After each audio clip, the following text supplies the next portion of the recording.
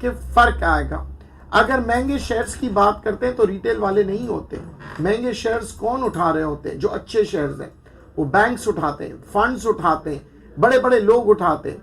और कचरे शेयरों में जिसमें बेतहाशा वॉल्यूम होता है, उसके अंदर सबसे ज्यादा वॉल्यूम आपको पता है कौन है? वो आप है। आप ही लोग जो है वो टीआरजी को 70 पैसे से 27 रुपए तक ले जाते हैं। आप ही वो लोग हैं जो 24 रुपए का टीआरजी को 180 तक पहुंचाते हैं। मगर वक्त आने पर हकीकत का जब सामना करना होता है तब आप उसका सामना नहीं करते, बल्कि मार्केट को कसूरवार ठहराते हैं। और वो वक्त कब होता है? वो होता है जनाब जब फाइनेंशियल रिजल्ट्स आ रहे होते हैं। वो वक्त कब होता है? जब मार्केट में हकीकत का सामना होता है। ख्वाबों की दुनिया को वो तोड़ते हुए, तबाह करते हुए हकीकत अपने आप को मनवाती है। और जब हकीकत सामने आती है तो तब पता लगता है कि जनाब ये शेयर जो 150 रुपए का था, जो 500 रुपए का था, आज 5 रुपए पे क्यों पहुंचा? जी अस्सलाम वालेकुम। वालेकुम सलाम। नदीम साहब क्या हाल है? ठीक ठाक है, अल्लाह का शुक्र। कौन सा बात कर रहे हैं? नदीम साहब वहीद बात कर रहा हूँ लाहौर से। जी वहीद साहब। अच्छा नदीम साहब, मैंने ये पूछना था कि ये जो ऑयल सेक्टर है जिसमें जो है ना मार्केटिंग और दूसरा कंपनीज आ रही हैं, तो इसमें नदीम साहब ये बता दें कि ये कब चलती हैं? अब पेट्रोल की प्राइसेस बढ़ी हैं तो ये मार्केटिंग भी नहीं चल रही ऑयल की, और दूसरे नंबर पे इंटरनेशनल ऑयल प्राइसेस बढ़ रही हैं तो ये OGTCP वाली वहीं पे वहीं खड़े हैं बल्कि नीचे आ रहे हैं। तो ये किस टाइम चलेंगे? क्या स्ट्रेटजी होगी जब ये चलना शुरू होंगे? आज आपने शायद नोट किया होगा कुछ रिफाइनरीज के अंदर आपने देखा होगा बड़ी अच्छी मूवमेंट आई है और गेन भी दिखा है, जबकि मार्केट आज मनफी मार्केट थी, नेगेटिव जोन में थी, मगर आपके कुछ रिफाइनरीज चल रहे थे। आज आपने देखा होगा कि वो फंडामेंटल वाले शेयर्स जैसे नेशनल फूड हो गया आज चलने लगा। क्यों? क्योंकि उसकी जो बैलेंस शीट है वो बहुत ही खूबसूरत तरीके से अपने आप को पेश कर रही है कि फ्यूचर में मेरी ग्रोथ नजर आएगी।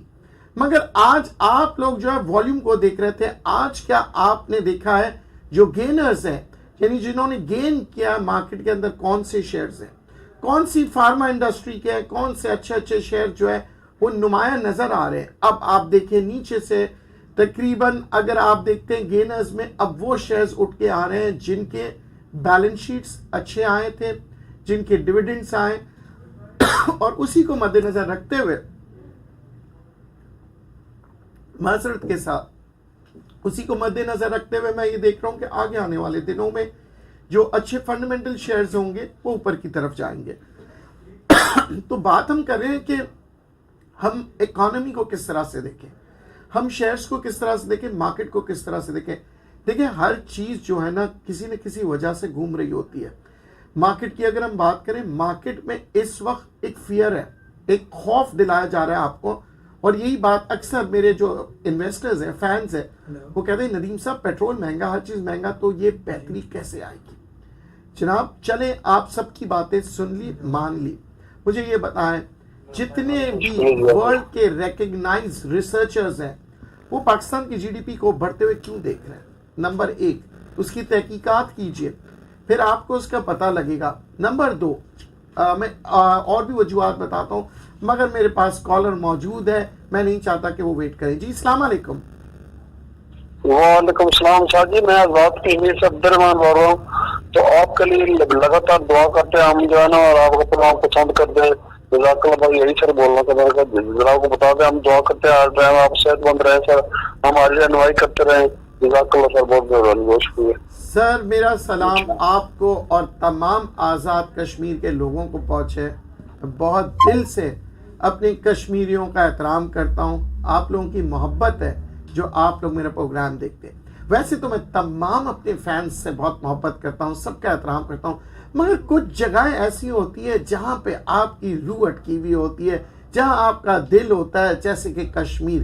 मैं हमेशा कहता हूँ एक जन्नत वादी कश्मीर है, एक वादी है जिसे देख के आदमी का दिल खुश हो जाता है। इसी तरह जब मैं कभी भी मैं जाता हूँ, मेरे हर साल मैं कोशिश करता हूँ पाकिस्तान टूर पे जाऊँ, चाहे वो कश्मीर की वादी हो या कालाम नारान हो या आपका नगर हो या कहीं पे भी मैं पाकिस्तान में जाता हूं, चाहे वो सिंध हो, पंजाब हो, बलूचिस्तान हो, ज़ियारत की वादियां हो, हर जगह मुझे खूबसूरती नजर आती है। मगर कुछ ऐसी जगहें होती है जहां पे आदमी का दिल लगता है, और जाहिर है दिल तो बहुत सी चीजें चाहता है मगर कुछ चीजें अच्छी होती है। इसी दिल पे हम बात करते हुए अब मौजू को लेके आते हैं स्टॉक मार्केट में।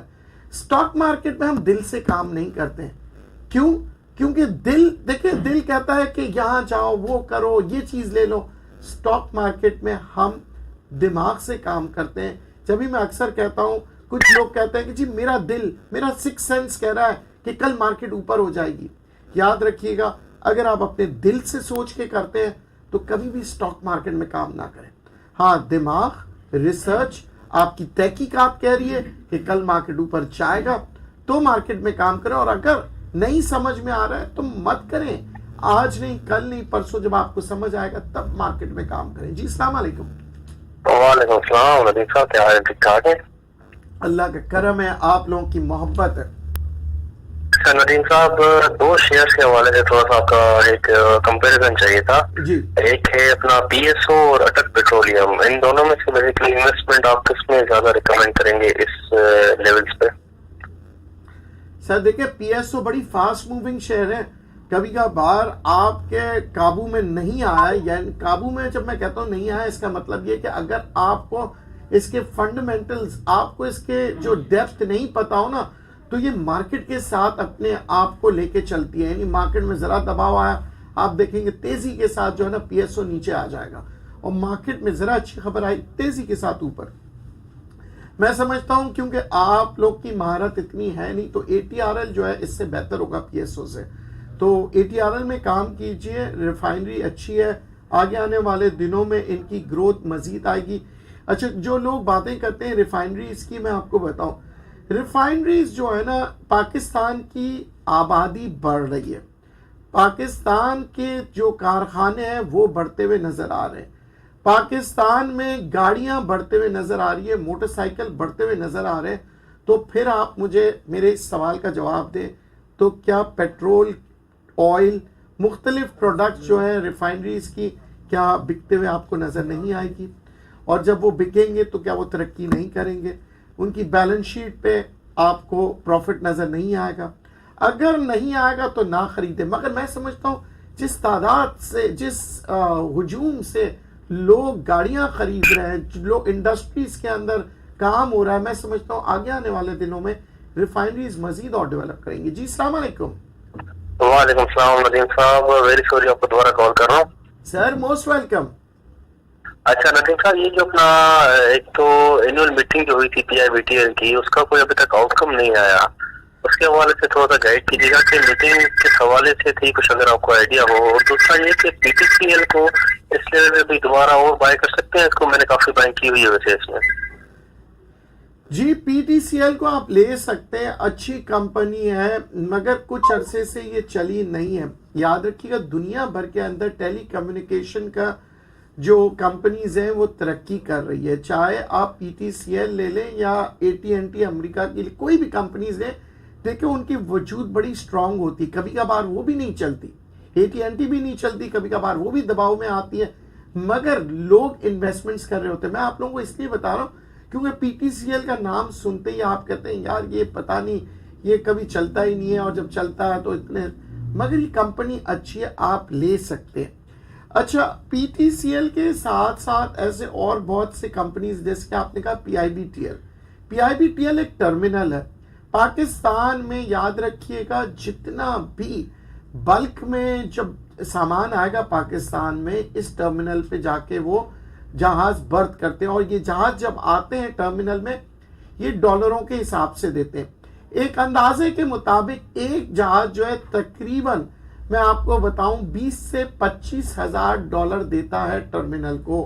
यानी कि इसकी जो स्टे होती है पाकिस्तान में, अगर पोर्ट कासिम में या कराची पोर्ट में, तो तकरीबन एक जहाज पाकिस्तान को 25,000, 30,000, 40,000 डॉलर तक के पाकिस्तान की हुकूमत को देता है, और उसमें से सबसे ज्यादा हिस्सा जो लोग कमाते हैं वो है टर्मिनल्स। जी अस्सलाम वालेकुम। अस्सलाम वालेकुम नदीम साहब, क्या हाल है आपके? अल्लाह का शुक्र है जी। सर, ये आपसे पूछना था कि ये एंग्रो पॉलीमर इस लेवल पे लेना अच्छा है? जी बिल्कुल, एंग्रो पॉलीमर देखिए, आजकल मैं आपको बता रहा हूं वही शेयर्स लोग ले रहे हैं जिसके अंदर डिविडेंड होते हैं, पे आउट्स अच्छे होते हैं, कंपनी की बैलेंस शीट जो है इंप्रूव कर रहे होते हैं। अच्छा, डिविडेंड के अलावा भी ऐसे शेयर देखें जो कि उसकी बैलेंस शीट दिखा रही थी पिछले साल नुकसान में, अब इस साल वो क्या है, नुकसान कवर हो रहा है। जब नुकसान कवर होता है तो याद रखिएगा इसका मतलब यह कि कंपनी प्रॉफिट की तरफ आ रही है, तो वो बड़ा एक अच्छा लेवल होता है जहां से आप उन शेयर्स में दाखिल हो जाए। क्योंकि आप देख रहे हैं कि जी जनाब, अगर पिछले साल नुकसान था तो आज नुकसान, इस साल नुकसान कम हुआ है, तो इसका मतलब यह है कि आइंदा 2-3 सालों में वो नुकसान से वो कंपनी प्रॉफिट की तरफ चले जाएगी और लोग उस वक्त आएंगे जबकि नुमाया तौर पे लोगों को प्रॉफिट नजर आएगा। तो आप कौन से लेवल पे आ रहे हैं, आप उस लेवल से शुरू करें जब लोगों को नहीं पता, लोग उसमें इन्वेस्ट नहीं कर रहे हैं, तो फिर क्या है कि आप जो लेवल ले रहे हैं, जिस प्राइस पे वो शेयर ले रहे हैं, वो बहुत नीचे है। अच्छा, लोग आमतौर पे शेयर मार्केट में काम करते वक्त क्या करते हैं जनाब, वो यही देख रहे होते हैं कि जनाब शेयर मार्केट में हमने काम किया, 3 महीने से कुछ बन नहीं रहा, 4 महीने हो गए सर, PIBTL लेके हम फंस गए, बैंक ऑफ पंजाब सर 5 महीने हो गए, 6 महीने हिल भी नहीं रहा सर, आपने तो कहा था सर, आपका एक शेयर बड़ा मजे का आया सर, सिल्क बैंक, वो फौरन 1 रुपए से सर 2 रुपए हो गया सर, दोबारा 1.5 रुपए पे आ गया सर, अब कब जाएगा। यानी अब इस सारी कहानी को कहने का मकसद यह है कि आप लोग सब्र करना भूल जाते हैं। और जब मैं लोगों से कहता हूं कि जनाब सब्र करें, तो कहते सर हम सब्र तो कर रहे हैं, 3 महीने से रुके हुए। सब्र का मतलब ये होता है कि जब अच्छे शेयर आप ले रहे होते हैं, कम से कम 1 साल का तो टाइम दें। मैंने कल भी अपने प्रोग्राम में कहा था, 1 साल का जो पीरियड होता है, एनुअल रिटर्न। अब बैंक में जब आप पैसे जमा कराते हैं तो क्या आपसे कहता है कि हर महीना मैं आपको इतना दूंगा? क्या आप बैंक में हर दफा दूसरे दिन या 10 दिन बाद जाते हैं पूछने को कि सर महीना हो गया, मैंने 1 लाख रुपए जमा कराए थे, कितने पैसे हो गए?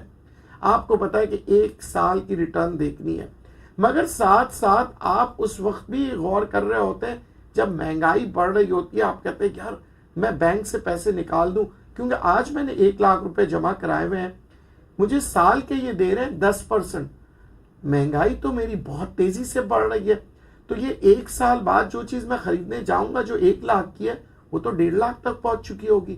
तो मैं समझता हूं कि चलो अभी मैं 1 लाख रुपए निकाल के कोई ऐसी जगह इन्वेस्ट कर दूं, ऐसी चीज ले लूं जिससे 1 साल बाद 1.5 लाख की हो। एक और मैं आपको मशवरा दूंगा, क्योंकि हमारे यहाँ आम लोगों के पास इतने पैसे होते नहीं है। लोगों के पास ज्यादा से ज्यादा आजकल के दौर में 10,000 बचत भी बहुत बड़ी बचत समझी जाती है कि सर मैं तनख्वाह और सारे अपने अखराजात को खत्म करने के बाद, यानी कि जो मुझे तनख्वाह से जो पैसे बचते हैं वो 10 से 15,000, मैं क्या करूं। मैं अगेन आपसे कहूंगा, अब आप क्या करें कि आप अच्छे डिविडेंड वाले शेयर लेके डाल दें। अब आप ये सोच रहे हैं कि नदीम साहब ये 10,000 से मुझे क्या मिलेगा, ज्यादा से ज्यादा अगर 1 रुपया भी बढ़ता है तो अगर 100 शेयर पे मुझे कितने मिलेंगे, 1 रुपया मिलेंगे, 2 रुपए, इससे ज्यादा तो मिलते नहीं है। अगर मैं आज आपको बताऊं, कभी आपने सोचा है कि जनाब के 1 रुपये वाला शेयर अगर 70 रुपए पे हो जाए तो आपके ये 1 रुपया 70 रुपया बन जाएगा? आपने कभी ये सोचा है कि अगर मैंने 10,000 रुपए लगाए और 10 साल बाद आज जो 10,000 रुपए के शेयर मैंने फर्ज करें 1000 शेयर लिए हैं 100 रुपए के, और अगर 10 साल बाद वो 1500 रुपए के हो जाए, कभी आपने सोचा है? नहीं सोचते। मैंने यही बात कही थी आज से तकरीबन 20 साल पहले एक खातून को, कि वो आई थी मेरे पास, सर मैं क्या करूं, मेरे पास बहुत कम पैसे हैं। मैंने कहा इतने पैसे हैं कि एक सोने का छोटा सा एक सिक्का ले लो। उन्होंने कहा जी 1 सिक्के से क्या होगा नदीम साहब। मैंने कहा रखिए, 20 साल बाद आपको फायदा पहुंचेगा। कुछ दिनों पहले वो मिली मुझसे, कहने लगी वो 1 सिक्के ने मुझे, यकीन करें, इतना कमा के दिया कि आज मैं सोचती हूँ कि काश मैंने हर साल 1 सिक्का लिया होता। तो हम कभी कभार भूल जाते हैं कि छोटी छोटी इन्वेस्टमेंट्स बड़ी इन्वेस्टमेंट बनती है। कभी आपने सोचा कि अगर मारी गैस मैंने 5 साल पहले या 10 साल पहले लिया था तो कितने का था, आज मारी गैस कितने का है?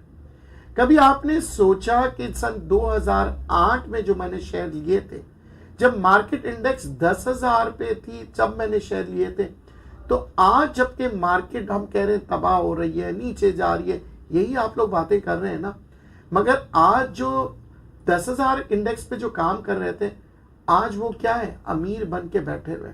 और ये 10,000 इंडेक्स का जो सिलसिला है, जो जिंदगी थी, जो उसकी जो बर्थ और आज की जिंदगी हम ले, जवान कब हुआ है, 10,000 इंडेक्स से 50,000 55,000 इंडेक्स पहुंचा 10 सालों के अंदर। 10-15 सालों में ये इंडेक्स ऊपर भी गया, नीचे भी गया, मगर लोग आज भी फायदे में हैं जिन्होंने 10,000 इंडेक्स पे माल लिया था। तो सोचिए 10 साल बाद अगर ये मार्केट यहां से 70,000 पे जाती है, 80,000 पे जाती है, तब आपकी पोजीशन क्या होगी। अच्छा, लोग इस चीज को यकीन नहीं करते, तो मैं अक्सर लोगों से कहता हूं 1960 में कितने का मकान था, कितने के शेयर्स थे, मगर 1960, 1970, 1980, 1990, सन 2000 में हमें जितनी जायदादें मिली है, ये उन्हीं बुजुर्गों के काम है जिन्होंने अपनी इन्वेस्टमेंट्स की थी। आज हम इन्वेस्टमेंट्स किस में कर रहे हैं, कपड़े, झूठी शान शौकत, पार्टीज में, 20,000 का शलवार कमीज लेने में, 2,000 का पिज्जा खाने में, इन सब चीजों में हम इन्वेस्टमेंट्स कर रहे हैं जो कि हमारा सेहत भी खराब कर रहे हैं और हम अपनी फ्यूचर को नहीं देख रहे हैं। 2,000 का पिज्जा खाते वक्त या 1,500 का पिज्जा खाते वक्त हम सोचते भी नहीं है, मगर 15 रुपए का शेयर लेते वक्त हम 1,500 दफा सोच रहे होते हैं। याद रखिएगा, ये 15 रुपए का शेयर 1,500 रुपए का बन सकता है, मगर ये 1,500 रुपए का पिज्जा आपको हार्ट अटैक दिला सकता है, आपका कोलेस्ट्रॉल बढ़ा सकता है, आपके मोटापा को बढ़ा सकता है। बात सिर्फ सोच की होती है, बात सिर्फ नजर की नहीं, नजरिए की होती है। मैं अक्सर अपने प्रोग्राम में कहता हूं, जब ऐसी बातें करता हूं और कहता हूं कि आप अपने नजरिया बदलें, तो लोग कहते हैं सर छोड़ो, ये बताओ लाओ माल, क्या चीज खरीदें, क्या बेचें। सर हमें इस चीज को परवाह नहीं है, मुझे ये बताएं कि कल मार्केट कहां जाएगी। मैं कहता हूं आप पढ़ा करें। मेरी जिंदगी गुजर गई है और मैंने हमेशा यही अपने दोस्तों को, अपने बच्चों को कहा, जितना पढ़ोगे ना उतना निखर के सामने आओगे। इसलिए ना पढ़ो कि माँ बाप देख रहे हैं, इसलिए ना पढ़ो कि जनाब कोई डिग्री मिलेगी, इसलिए ना पढ़ो कि कोई सर्टिफिकेट मिलेगा, इसलिए पढ़ो कि आपको नॉलेज मिलेगा। आज जब मैं आर्टिकल लिखता हूं ना, तो मैं तारीख उठा के देखता हूं, क्योंकि ये तारीख आपको बहुत कुछ सिखाएगी। कभी मैं जब लिखता हूं तो मैं अक्सर कहता हूं लोगों से कि अपने नजरिए को तब्दील करें। नजरिया तब्दील कर लेंगे तो आपको समझ में आएगा। और नजरिया कौन आपका बनाता है जनाब, ये तस्वीर बनाती है, ये मीडिया बनाती है, ये वीडियो बनाते हैं, ये वो बातें बनाती हैं जो कि हकीकत से थोड़ी सी फर्क होती है। मगर जब आप पढ़ते हैं, तारीख उठा के देखते हैं ना, तारीख हकीकत की अक्कासी कर रही होती है और हकीकत आपको बताती है कि क्या वक्त गुजरा था और क्या वक्त आने वाला है। ये जो आप लकीरों की दुनिया में जाते हैं और कहते हैं टेक्निकल्स, ये टेक्निकल्स क्या है, ये तारीख है। ये वो तारीख है जो कि आपको बताती है कि कौन से दिन, कौन सी जगह पे, कौन सा शेयर किस कीमत का था और आज क्या है। और मौजूदा आने वाले दिनों में तारीख को मद्देनजर रखते हुए ये टेक्निकल्स आपको बता रही होती है कि ये जो है इसकी प्राइस बिहेवियर है। तारीख हमेशा पढ़ा करें, चाहे आप किसी भी स्टॉक मार्केट में काम कर रहे हो, चाहे पाकिस्तान की मार्केट हो, अमेरिका की हो, हिंदुस्तान की हो, किसी की मार्केट में तारीख उठा के देखें। फिर दूसरी चीज, बोर्ड ऑफ डायरेक्टर्स, कि बोर्ड ऑफ डायरेक्टर्स कौन है, इस कंपनी के साथ जो काम कर रहे हैं, क्या उनका जो तारीख में उनकी जो हिस्ट्री है, वो इस कंपनी के लिए उन्होंने क्या क्या इकदाम किए हैं। हमें बहुत सी चीजें पढ़नी पड़ती है। याद रखिएगा, आप किसी नंबर पे पैसे नहीं लगा रहे। पाकिस्तान में और अमेरिका में और चीन और जापान में हर जगह सट्टा चलता है, यकीन कर लें, मगर अल्फाज दूसरे होते हैं। किसी को कहते हैं सेंटिमेंट्स, किसी को कहते हैं गैम्बलिंग, किसी को कहते हैं अजम्पशंस और किसी को कहते हैं कि मार्केट ट्रेंड। अब मार्केट ट्रेंड जो है वो आप कोई भी नाम ले लें, हम मार्केट ट्रेंड की बात जरूर करते हैं, कहते हैं कि हम मार्केट में काम करेंगे, मगर हम ट्रेंड में हम उसी के आते हैं जिसकी वैल्यू होती है, जिसके सेंटिमेंट्स के साथ साथ फंडामेंटल स्ट्रांग होते हैं। मैं फंडामेंटल्स पे बहुत जोर देता हूं, उसकी वजह ये होती है कि याद रखिएगा कि मरा हुआ हाथी भी 1.25 लाख का होता है। याद रखिएगा कि सोना हमेशा सोना ही रहेगा, और याद रखिएगा हर चमकती हुई चीज सोना नहीं होती। जब आप सेंटिमेंट्स की तरफ जाते हैं तो वो आपकी चमक जो है वो आपको लेके जा रही होती है, जिसमें वो आपसे कहते हैं लाओ माल, ये होने वाला है, वो होने वाला है, पाकिस्तान की मईशत तबाह होने वाली है, आपको प्रेशर में डाल रहे होते हैं। पाकिस्तान की मईशत तबाह नहीं हो सकती, मेरी तबीयत खराब हो सकती है मगर दोबारा सही हो जाएगी। पाकिस्तान की तबीयत खराब हो सकती है मईशत की, मगर दोबारा सही हो जाएगी। सिर्फ और सिर्फ नजरिए का फर्क होता है, सोच का फर्क होता है, हालात का फर्क होता है, वक्त का फर्क होता है। और याद रखिएगा, मैं जो आर्टिकल की बात कर रहा था अधूरी रह गई, तारीख उठा के देखिएगा कि हर सियासतदान जो है ना, जब इलेक्शन करीब आ रहे होते हैं चीजों को बेहतरी की तरफ ले जाता है। कि तारीख उठा के देख लीजिएगा, इन्फ्लेशन को कंट्रोल करता है, मगर जब नई हुकूमत आती है तो फिर उसको मुश्किलात का सामना करना पड़ता है। ये मैं अभी से नहीं कह रहा हूं, ये उस दौर से कह रहा हूं कि सन 70 के दौर से, जनाब सन 70 के दौर से लेके आज तक जो सियासी दौर गुजरा, उसके अंदर याद रखिएगा जो तरक्की होती है सबसे ज्यादा आखिरी के टाइम में होती है। मगर अगर हम फौज की बात करें, फौजी दौर की बात करें, वो अलग दौर होता है, वो लॉन्ग टर्म प्लानिंग की बात करेंगे। अगर हम डैम की बात कर रहे हैं तो सबसे ज्यादा पाकिस्तान की तारीख में जो डैम बने हैं वो 60s के दौर में बने, और वो दौर क्या था? फौजी दौर था। बहरहाल मैं कोई बहस नहीं करना चाह रहा, ना ही आप लोग का ध्यान कहीं फौज की तरफ डाल रहा हूं, ना सियासी तौर पर। मैं सिर्फ आप लोगों को कहता हूं तारीख पढ़ा करें, ताकि आपके फैसले और आपका जो सोच है वो सही मानों में काम करना शुरू कर दे।